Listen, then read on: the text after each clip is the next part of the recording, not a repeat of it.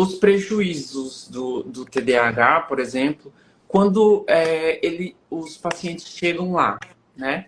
E, Aham. tipo, os piores, assim, sei lá, tipo, no meu caso foi depressão, que eu, né, já desconfiava que eu tinha TDAH e, tipo, não tava Sim. conseguindo dar conta de nada, nem da minha vida amorosa, nem vida, nada, Sim. de amizade, nem nada.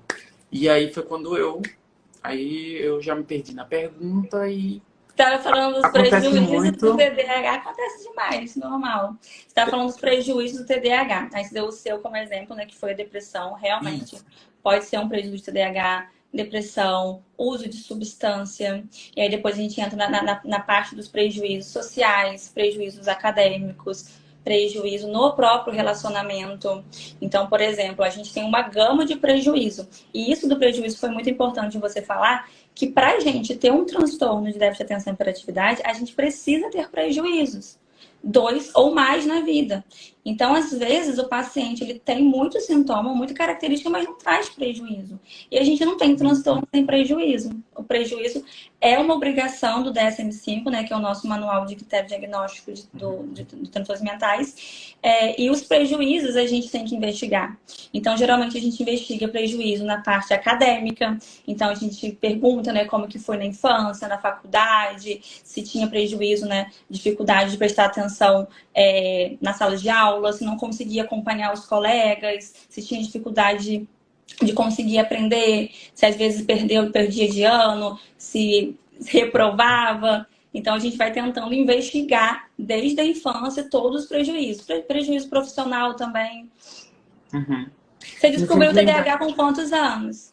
Eu descobri com 26 anos. 26. E eu tô com 33 agora, 26, mas eu lembro que quando eu fiz, que foi o primeiro, né, foi com um neurologista e ele me fez uma de perguntas, eu tava com meus pais na hora.